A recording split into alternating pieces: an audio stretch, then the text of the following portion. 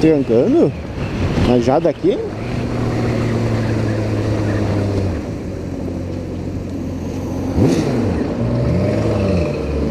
Legal que liga o pisca, liga o escudo invisível, né?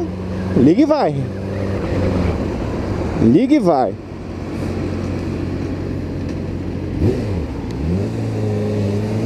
Será que houve lá na frente?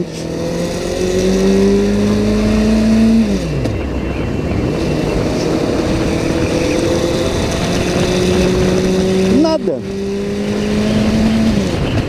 Nada. Não houve nada, cara. Vai entender.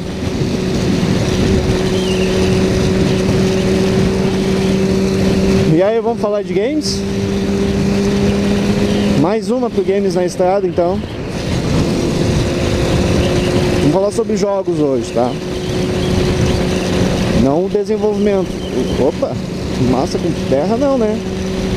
Mas jogar o jogo em si. Vamos falar sobre alguns títulos. O título de hoje é Prince of Persia, ou Príncipe da Pérsia também. O Prince of Persia, tá? Ele primeiramente foi lançado para DOS ali por 95, 96. E parece que foram 3 versões de jogo, tá?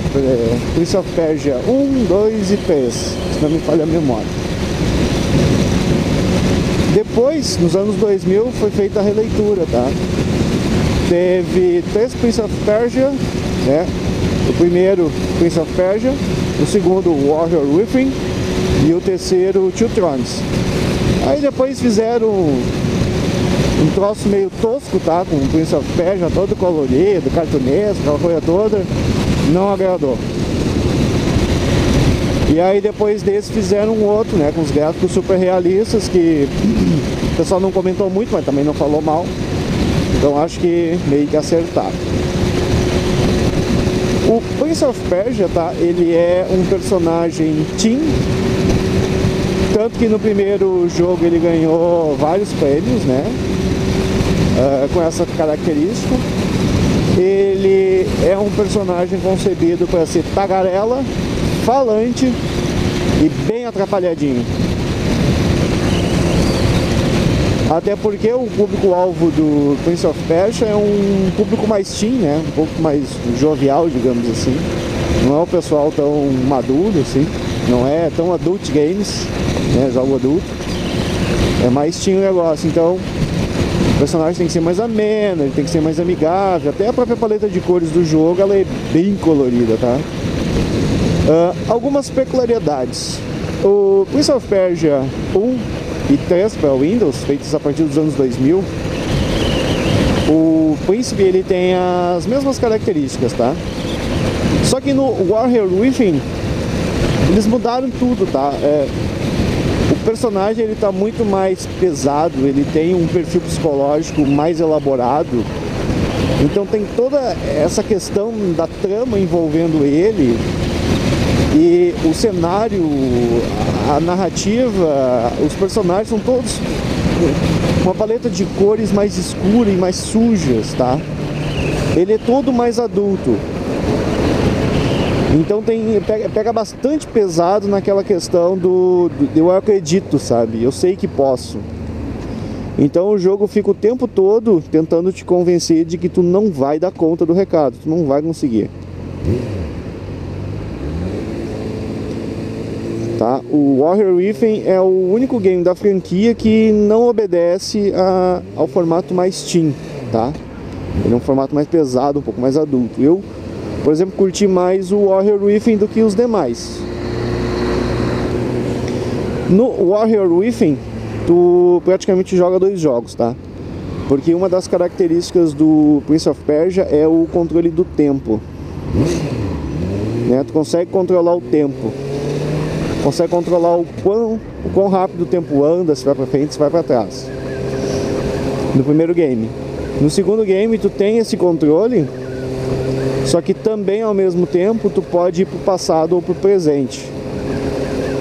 Então é bacana, porque no mesmo lugar tem uma estrutura que te impede de passar, uma estrutura no presente. Mas agora se tu voltar pro passado, né, aquela estrutura não foi ainda construída, então tu consegue passar pelo local. Então é um jogo bem interessante. No Two Thrones, a sacada é que o príncipe, né, o personagem principal, ele controla o tempo, para frente e para trás, ele tem o controle do passado e presente, e também ele incorpora uma outra personagem, um alter ego, o Dark Prince,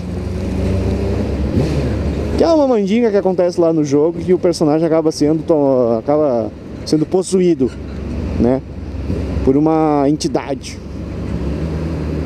Então por isso Dark Prince. E aí então tu incorpora outro personagem, e aí são outras habilidades que tu tem. Aí tu consegue escalar mais, tu consegue usar cordas, né? Tu tem outros golpes, outra gama de opções. E tem outras mecânicas também do jogo.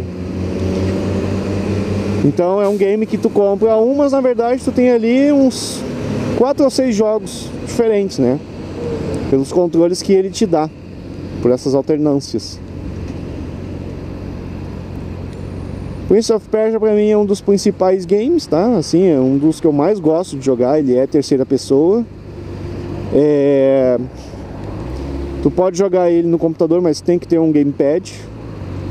É muito ruim jogar no teclado e mouse.